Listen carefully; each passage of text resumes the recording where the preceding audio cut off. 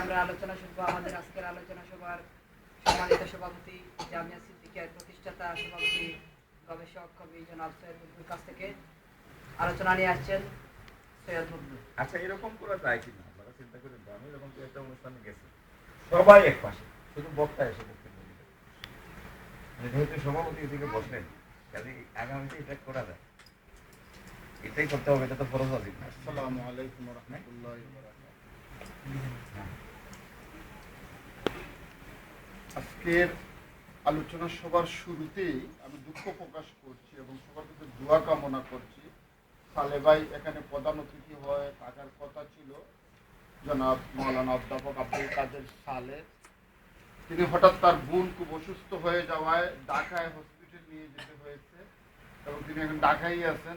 তিনি আজকে সকাল পর্যন্ত আমাকে বলছেন যদি আমি পারি তাকে রেখে আসতে, আমি ঢাকা থেকেও সকালে আইসা তোলার চেষ্টা করি।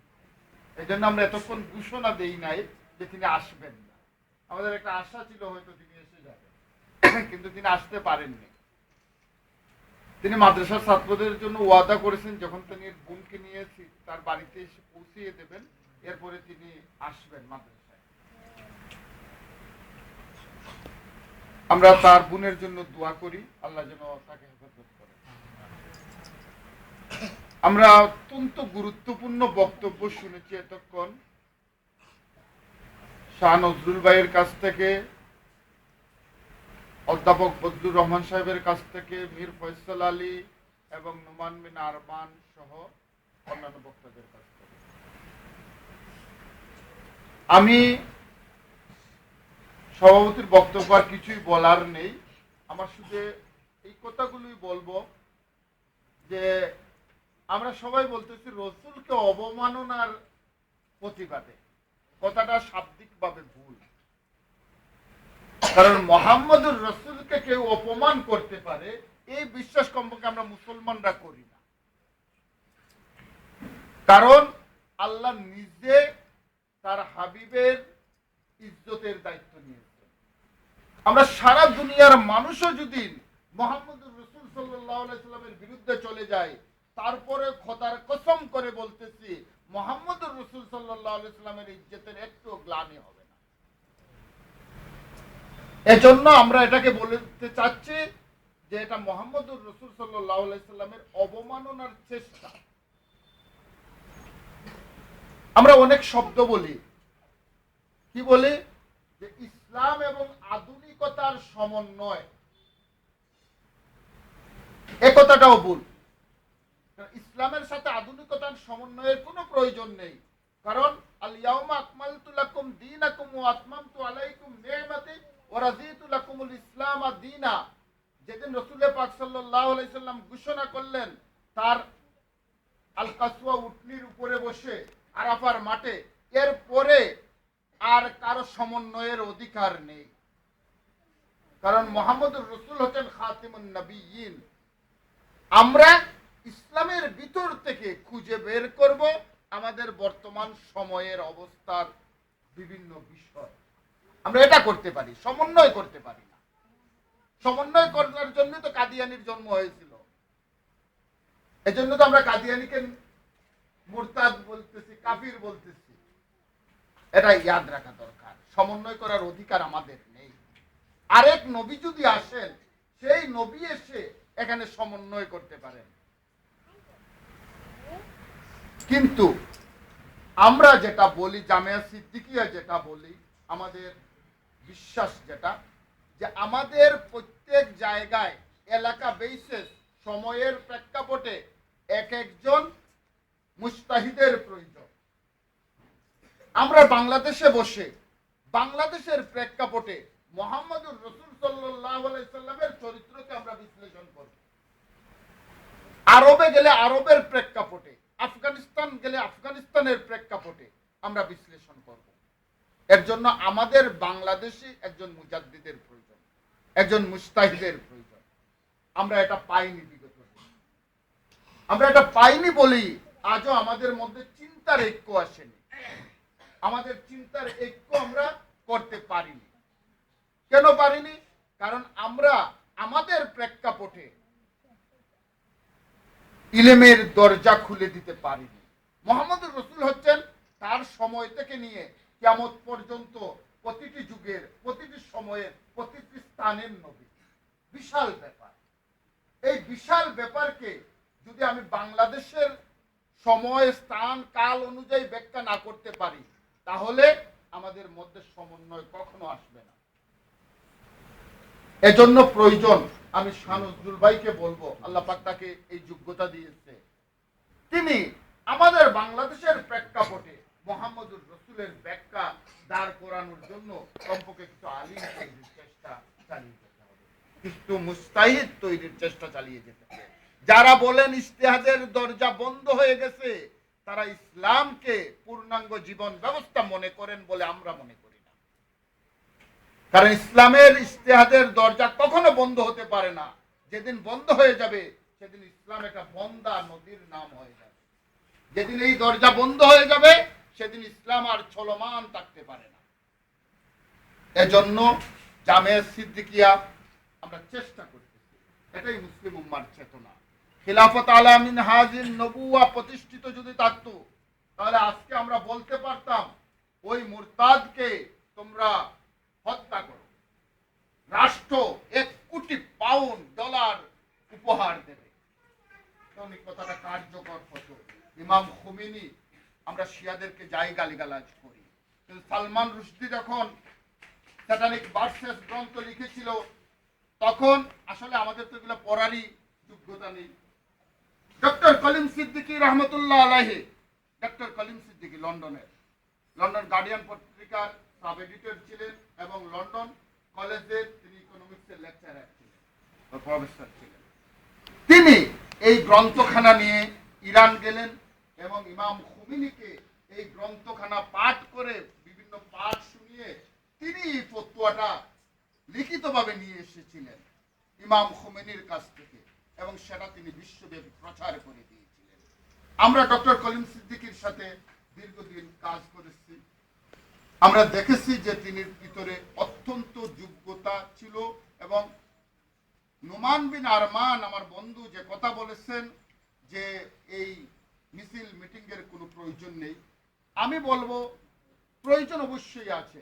মান রাআ মিনকুম মুনকারান ফালিয়ুগাইয়িরু বিয়াদিহি ফাইন লাম ইয়াস্তাতি ফাবিলিসানি ফাইন লাম ইয়াস্তাতি ফাবিকলবিহি যালিকা আযআফুল ঈমান। তোমাদের সামনে যখন কেউ অন্যায় করে, তোমরা হাত দিয়ে দমন করো, যদি সেই শক্তি না থাকে মুখ দিয়ে প্রতিবাদ করো, যদি সেই শক্তিও না থাকে তাহলে অন্তর দিয়ে ঘৃণা করো। এটাই ঈমানের সর্বনিম্ন স্তর। আমাদের বাংলাদেশের মুসলমানদের সেই শক্তি নেই যে আমরা আমেরিকা গিয়ে ওই মালাউনকে ধরে এনে তাকে শাস্তি দেব। আমরা মুখ দিয়ে প্রতিবাদ করলাম, ঈমানের দ্বিতীয় স্তরে আমরা রয়ে গেলাম। কিন্তু আমাদের প্রত্যাশা ছিল একজন সালাউদ্দিন আইয়ুবী, একজন ইমাম খুমেনি, কিংবা এই ধরনের একজন নেতা যিনি দাঁড়িয়ে বলবেন। একজন দায়িত্ব আদায় করেছেন অবশ্য পাকিস্তানে, পররাষ্ট্রমন্ত্রী না রেলমন্ত্রী, যাই হোক, তাকে আমরা ধন্যবাদ জানাই। তিনি কমপক্ষে মুসলিম উম্মার পক্ষ থেকে সামান্য দায়িত্ব আদায় করেছেন। আমরা আরো খুশি হতাম আমাদের বাংলাদেশের সরকার যদি এখান থেকে একজন ডক্টর ইউনূসের বিরুদ্ধে যখন আমেরিকার হিলারির বিরুদ্ধে দাঁড়াতে পারলেন, তাহলে মুহাম্মদুর রাসূলের পক্ষ নিয়ে কেন বাংলাদেশ সরকার পারবে না আমেরিকার বিরুদ্ধে কথা বলতে? আমরা বিশ্বাস করি বাংলাদেশ সরকার পারবে, এবং আমরা বাংলাদেশ সরকারের কাছে অনুরোধ করব তারা যেন এটার প্রতিবাদ করে। আজকে আরেকটা কথা বলতে চাই, কুরআন শরীফের অবমাননা কেউ করলেই যে হিন্দুদের মন্দির জ্বালিয়ে ফেলতে হবে, ভেঙে ফেলতে হবে, এটা ইসলাম বিশ্বাস করে না। যারা বৌদ্ধদের মন্দির ভেঙেছেন আমরা তাদেরও নিন্দা জানাই। যদি কোনো ষড়যন্ত্রকারী এমন ষড়যন্ত্র করে থাকেন, তাহলে মুসলমানদের উচিত, আজকে উলামায়ে কেরামদের উচিত ছিল রাস্তায় দাঁড়িয়ে মিছিল করা, বৌদ্ধ মন্দিরে কেন আক্রমণ করা হলো, এটা উচিত ছিল। আমি মনে করি যে আজকে বাংলাদেশের আলেমদের বক্তব্য দেওয়া দরকার এই বৌদ্ধ মন্দির ভাঙ্গার প্রতিবাদে। কারণ ইসলাম এটাকে বিশ্বাস করে না যে আমি অন্য ধর্মের উপর আঘাত করব। তাছাড়া আমাদের নবীকে গালি দিলে আমরা যে খ্রিস্টানের নবীকে গালি দেব, ইহুদের নবীকে গালি দেব, এটাও ইসলাম বিশ্বাস করে না। লা নুফাররিকু বাইনা আহাদিন মির রুসুলি, আমরা কোন নবীদের মধ্যে ব্যবধান সৃষ্টি করি না। এর জন্য এটা খেয়াল রাখতে হবে।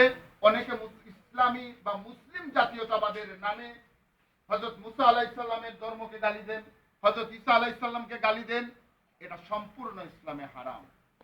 এই সব জিনিস আমাদের বুঝতে হবে। জামিয়া সিদ্দিকিয়ার আজকের এই আলোচনা সভা থেকে আমরা যে জিনিসটা করব, আমরা তো কিছুই করতে পারবো না। আমরা কমপক্ষে এখান থেকে একজন শেখুল হিন্দের জন্ম হবে।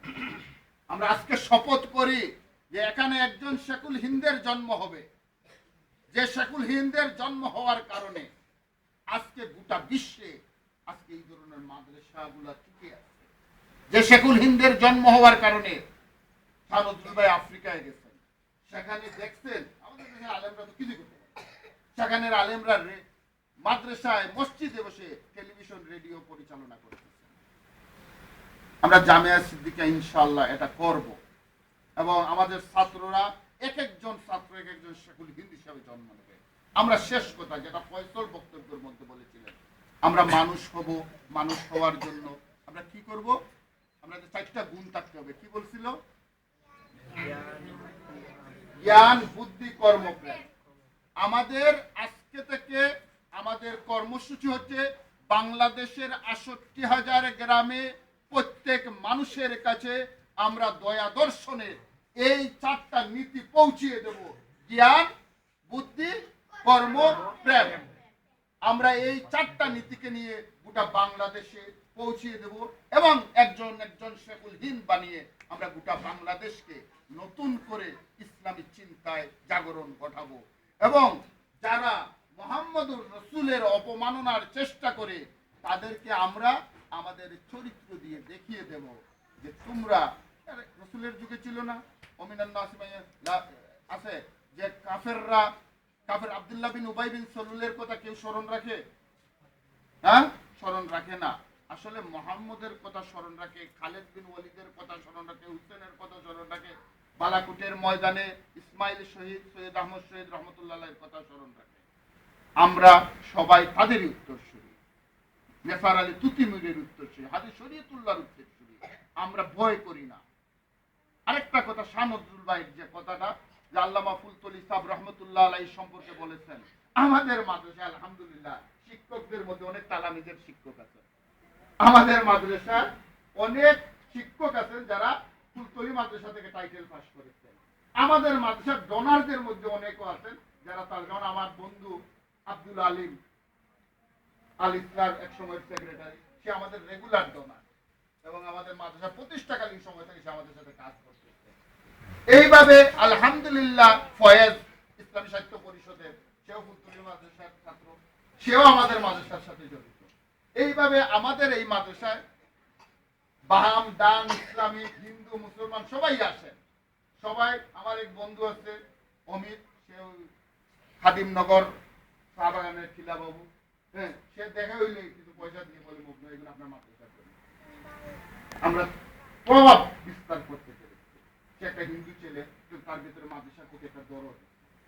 আমরা বিশ্বাস করি মুহাম্মদুর রাসূল সাল্লাল্লাহু আলাইহি সাল্লামের আদর্শ নিয়ে যদি আমরা এই বাংলাদেশের গ্রামে গঞ্জে পৌঁছে যেতে পারি, তাহলে রাজপথে, আমি অনেক আগে একটা সংগঠনের, বড় ইসলামী সংগঠনের নেতাদেরকে বলেছিলাম যে আপনারা যে বড় বড় হোটেলগুলায় এয়ার কন্ডিশন রুম ভাড়া করে বড় বড় সেমিনার করে ইসলামী হুকুমত প্রতিষ্ঠা করছেন, খোদার কসম বাদশাহ আকবর আর এই মুঘল বাদশাদের থেকে আপনাদের ইসলাম একটু বেশি হবে না। 800 বছর এই ভারতবর্ষে শাসন করার পরও তাদের ইসলাম এই দেশে প্রভাব বিস্তার করতে পারেনি। আজকে যারা এয়ার কন্ডিশন রুমে, বড় বড় হোটেলে বড় বড় ইসলামী সেমিনার গুলা করছেন, খোদার কসম এদের ইসলামের জন্য তো সবাই গেলে, জনগণ একটাও মিছিল করতেছে না। যদি এই জনগণের সাথে যখন মন্ত্রী হয়েছিলেন, যদি গাড়িতে না আসা, যদি তিনি হাইটটা পাবলিকের সাথে আসতেন, আজকে খোদার কসম প্রত্যেকটা বস্তি থেকে মানুষ মিছিল বের করে বিদ্রোহ ঘোষণা করে দিত। আমরা বিশ্বাস করি যে আমরা জনগণের পাশে থাকবো এবং জনগণকে নিয়ে এদেশে ইসলামী হুকুমত প্রতিষ্ঠার চেষ্টা করব। এই বলি আমার বক্তব্য শেষ করছি। আসসালামু আলাইকুম। সবাই এসেছেন এখানে, বিশেষ করে শাহ নজরুল ভাই, আমার মামা বদরুর রহমান সাহেব, তিনি তো এই পাশেই থাকেন। আমরা সবসময় আশা করতাম তিনি আসবেন, আমাদের মাদ্রাসাকে আরো সামনে নিয়ে এগিয়ে যেতে তিনি সর্বাত্মক চেষ্টা করবেন। তিনি করেন, বাসায় বসে বসে করেন। তবে মাঝে মধ্যে যদি তিনি আসেন আমাদের মাদ্রাসায় এসে, আমরা তো ছোট মানুষ, তাদের কাছ থেকে কাজ শিখেছে। এই রাস্তা যখন ছোট ছিল তখনও